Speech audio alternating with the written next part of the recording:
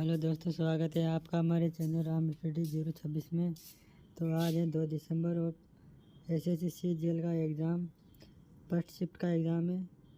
कौन कौन से क्वेश्चन पूछे गए थे हम उनका एनालाइज करेंगे, तो बने रहिए हमारे वीडियो के अंत तक। करते हैं।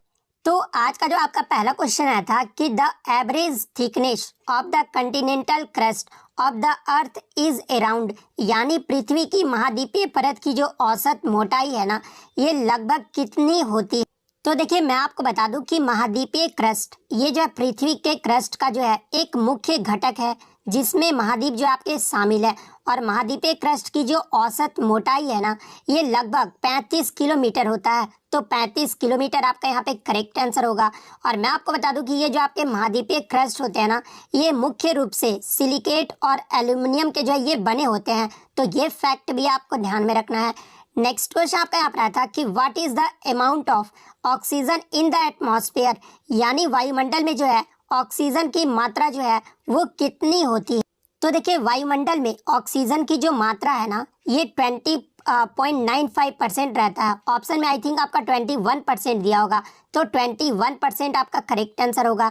बात कर ले नाइट्रोजन की, वायुमंडल में नाइट्रोजन की मात्रा कितनी होती है, तो सबसे ज़्यादा जो है 78.8% जो है ये नाइट्रोजन की मात्रा होती है। वहीं अगर आर्गन का पूछे तो देखिए, आर्गन की जो मात्रा है ना, ये 0.93% होता है। वहीं अगर कार्बन डाइऑक्साइड की बात कर ले तो 0.038% होता है। और थोड़ी मात्रा में जो आपका वाष्प भी जो है इसमें शामिल होता है।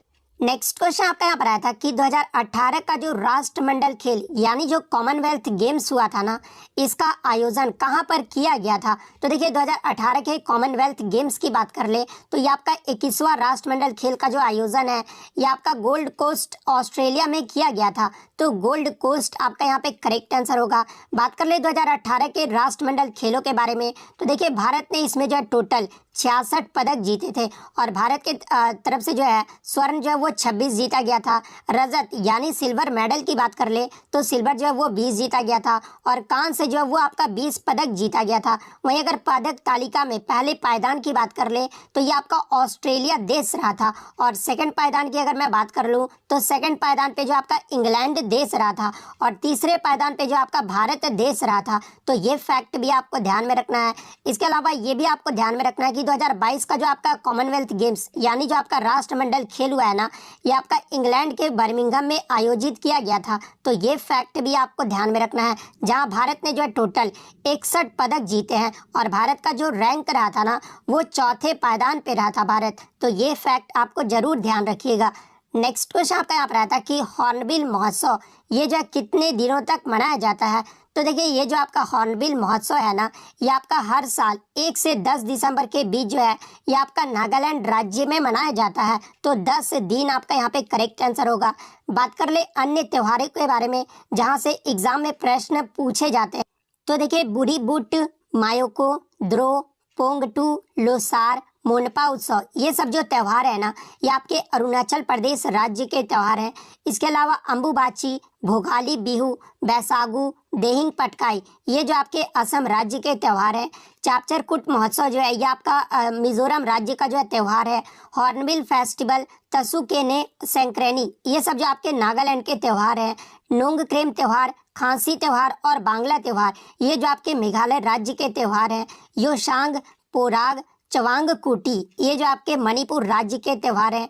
खर्ची पूजा, ये जो आपका त्रिपुरा राज्य का जो है त्यौहार है। तो ये इंपॉर्टेंट फैक्ट्स भी आपको ध्यान में रखना है।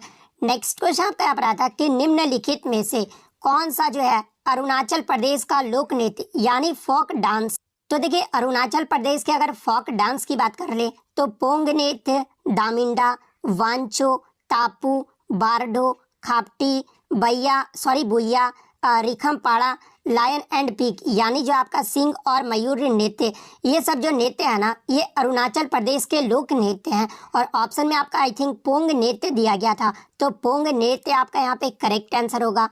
नेक्स्ट क्वेश्चन आपका यहाँ पर आता कि हरिहर और बुक्का ने विजयनगर साम्राज्य की जो स्थापना है ना, ये किस नदी पर की। और देखिए मैं आपको बता दूं कि इससे पहले सिप्टो के एग्जाम में भी जो आपका यहाँ से प्रश्न पूछा गया था कि हरिहर और बुक्का ने जो है यहाँ पर पूछा गया था कि विजयनगर साम्राज्य की जो स्थापना है ना, ये किस वंश के शासक ने किया था। तो देखिए विजयनगर साम्राज्य की जो स्थापना है ये संगम वंश के अंतिम शासक ये जो आपका हरिहर और बुक्का ने किया था। वहीं अगर आज जो आपका पूछा गया था कि हरिहर और बुक्का ने विजयनगर साम्राज्य की जो स्थापना है ना, ये किस नदी पर की थी। तो देखिए मैं आपको बता दूं कि 1336 ईस्वी में अंतिम शासक संगम के दो पुत्र हरिहर और बुक्का ने मिलकर जो है तुंगभद्रा नदी के तट पर विजयनगर साम्राज्य की स्थापना किए थे। तो तुंगभद्रा नदी आपका यहाँ पे करेक्ट आंसर होगा।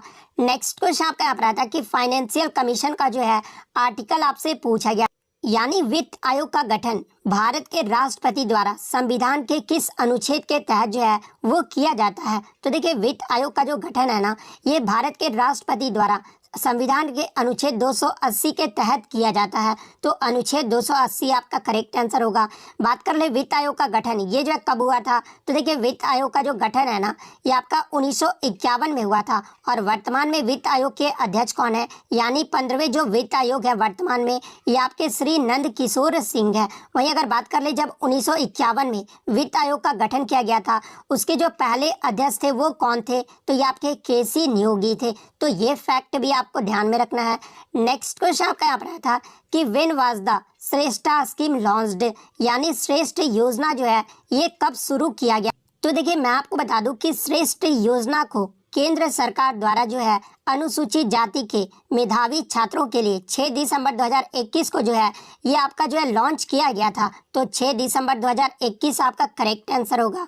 नेक्स्ट क्वेश्चन आपका यहाँ पर आता है कि भारत में जनगणना जो है ये कितने वर्ष के अंतराल में होता है। तो देखिए भारत में जनगणना की बात कर ले तो ये आपका जो है 10 वर्षों के अंतराल में होता है। तो 10 वर्ष आपका करेक्ट आंसर। यहाँ से एग्जाम में प्रश्न बनता है कि भारत में जनगणना की जो शुरुआत है ये कब हुआ था। तो देखिए भारत में जनगणना की शुरुआत की बात कर ले तो ये आपका 1872 में लॉर्ड मेयो के कार्यकाल में जो है ये किया गया था। तो ये फैक्ट आपको ध्यान में रखना है। लेकिन अगर पूछा जाए कि भारत में नियमित जनगणना यानी गैर वैज्ञानिक तरीके से जो है ये आपका वैज्ञानिक तरीके से जो है पहली बार जनगणना ये जो है कब किया गया था। तो देखिए भारत में पहली बार वैज्ञानिक तरीके यानी नियमित जनगणना जो है ये 1881 ईस्वी में लॉर्ड रिपन के कार्यकाल में जो है ये किया गया था। तो ये फैक्ट भी आपको ध्यान में रखना है। इसके अलावा भारत में जनगणना भारत के जो है रजिस्ट्रार जनरल और जनगणना आयुक्त द्वारा जो है ये आपका आयोजित किया जाता है और ये जो आपका गृह मंत्रालय के अधीन जो है वो रहता है। तो ये फैक्ट भी आपको ध्यान में रखना है। नेक्स्ट क्वेश्चन आपका यहाँ पर आता है कि सरहुल महोत्सव ये जो है किस ऋतु में मनाया जाता है। तो देखिए ये जो आपका सरहुल महोत्सव है ना, ये आपका झारखंड राज्य का जो है एक त्योहार है और ये जो आपका स्प्रिंग सीजन यानी वसंत ऋतु में मनाया जाता है। तो वसंत ऋतु आपका करेक्ट आंसर होगा। नेक्स्ट क्वेश्चन आपका यहाँ पर आता है कि what is the chemical formula of chloroform, यानी क्लोरोफॉर्म का जो है रासायनिक सूत्र पूछा गया था। तो देखिए क्लोरोफॉर्म का जो रासायनिक सूत्र होता है ना वो आपका CHCl3 होता है। तो CHCl3 आपका करेक्ट आंसर होगा। बात कर ले क्लोरोफॉर्म का जो आपका कॉमन नेम क्या होता है, तो ये आपका ट्राइक्लोरोमीथेन होता है। तो ये फैक्ट भी आपको ध्यान में रखना। नेक्स्ट क्वेश्चन आपका यहाँ पर आता है कि MCWP का जो है फुल फॉर्म पूछा गया था, जिसमें M का जो है पूछा गया था कि M का मतलब क्या होता है। तो देखिए मैं आपको बता दूं कि MCWP में जो आपका मेडिकल टर्म में जो फुल फॉर्म होता है ना वो आपका मैटरनिटी केयर वर्किंग पार्टी होता है। और M जो स्टैंड रहता है ना, M के लिए अगर स्टैंड की बात कर ले तो मैटरनिटी जो आपका यहाँ पे करेक्ट आंसर होगा। नेक्स्ट क्वेश्चन आपका यहाँ पर आता है कि 1757 के प्लासी के युद्ध में जो है अंग्रेजों का नेतृत्व ये जो है किसने किया था। तो देखिए प्लासी के युद्ध की बात कर ले तो देखिए प्लासी का जो युद्ध है ना ये आपका 23 जून 1757 ईस्वी को अंग्रेजों और बंगाल के तत्कालीन नवाब सिराजुद्दौला के मध्य जो है ये युद्ध लड़ा गया था, जिसमें अंग्रेजी सेना का जो नेतृत्व है ना ये रॉबर्ट क्लाइव ने किया था। तो रॉबर्ट क्लाइव आपका करेक्ट आंसर होगा। नेक्स्ट क्वेश्चन आपका यहाँ पर आता है कि भारत संविधान में उद्देश्य प्रस्ताव ये जो है किसने प्रस्तुत किया था। तो देखिए भारतीय संविधान में उद्देश्य प्रस्ताव को जो है 13 दिसंबर 1946 को पंडित जवाहरलाल नेहरू के द्वारा प्रस्तुत किया गया था। तो पंडित जवाहरलाल नेहरू आपका करेक्ट आंसर होगा। नेक्स्ट क्वेश्चन आपका यहाँ पर रहा था कि which organelle is known as the powerhouse of the cell, यानी किस कोशिकांग को जो है कोशिका का शक्ति गृह कहा जाता है। तो देखिए powerhouse of the cell जो है ये माइटोकॉन्ड्रिया को कहा जाता है। तो माइटोकॉन्ड्रिया आपका करेक्ट आंसर होगा। नेक्स्ट क्वेश्चन आपका यहाँ पर रहा था कि पहली बार राष्ट्रीय आपातकाल जो है ये किस राज्य में लगाया गया था। तो देखिए पहली बार जो राष्ट्रीय आपातकाल है ना ये 1951 में पंजाब राज्य में लगाया गया था। तो पंजाब आपका यहाँ पे करेक्ट आंसर होगा। नेक्स्ट क्वेश्चन आपका यहाँ पर रहा था कि अंतर्राष्ट्रीय ओलंपिक समिति का स्थापना ये जो है कब हुआ था। तो देखिए अंतर्राष्ट्रीय ओलंपिक समिति की बात कर ले तो इसका जो स्थापना है ना ये 23 जून 1894 को पेरिस फ्रांस में किया गया था। तो 23 जून 1894 आपका करेक्ट आंसर होगा।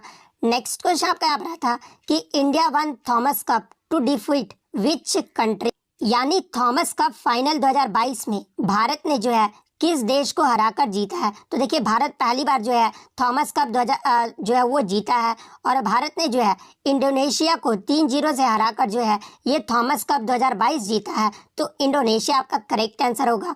बात कर ले थॉमस कप 2022 ये जो है कहाँ पर आयोजित किया गया था। तो ये आपका थाईलैंड के बैंकॉक में जो है ये आपका आयोजित किया गया था। और ये जो आपका थॉमस कप है ये किससे संबंधित है। तो ये आपका बैडमिंटन से जो है वो संबंधित है। तो ये फैक्ट भी आपको ध्यान में रखना। नेक्स्ट क्वेश्चन आपका यहाँ पर रहा था कि which of the following is related to animal kingdom, यानी एनिमल किंगडम से जो आपका कौन संबंधित है। तो देखिए इसके ऑप्शन मुझे नहीं मिले हैं। जिस भी बच्चे को अगर इसका ऑप्शन पता है वो कमेंट करके बता दीजिएगा। नेक्स्ट क्वेश्चन आपका यहाँ पर रहा था कि ब्रेक टू आइज का जो आपका आइटम जो है वो पूछा गया था। तो ब्रेक टू आइज का जो आइटम आप देख लीजिएगा। नेक्स्ट बात कर लेते हैं मुगल एम्पायर का जो है क्रोनोलॉजी से आपके प्रश्न पूछे और एक क्वेश्चन जो आपका जीडीपी से जो है वो आपका पूछा गया। वहीं अगर मैं इंग्लिश की बात कर लूँ तो टू होल्ड वाटर आइटम जो आपका पूछा गया था, एक तो आपका जो है आपका ब्रेक द आइस का आइटम पूछा गया था और टू होल्ड वाटर का आइटम पूछा गया था। इसके अलावा ओपोज का जो आपका सिनोनिम्स पूछा गया था। इसके अलावा एग्जैल्टेड का जो आपका सिनोनिम पूछा गया था। स्पेलिंग एरर की बात कर ले तो टेम्पर का जो स्पेलिंग एरर पूछा गया था। टेक्सचर का भी जो आपका स्पेलिंग एरर आपसे पूछा गया। इसके अलावा जो है आपका एक मोबाइल का भी जो आपका एंटोनिम पूछा गया था। यानी एंटोनिम और सिनोनिम से जो है आपके टोटल 5 प्रश्न जो है वो हर शिफ्ट में पूछे जा रहे हैं।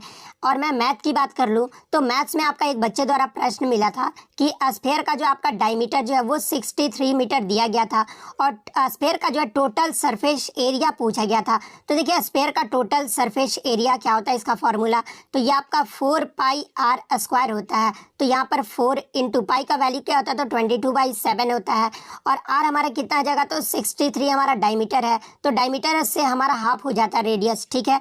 तो 31.5 × 31.5 ये जो आप सॉल्व करोगे ना तो आपका जो है टोटल सरफेस एरिया जो है आपका निकल कर आ जाएगा। तो आप ये जो है सॉल्व कर लेना।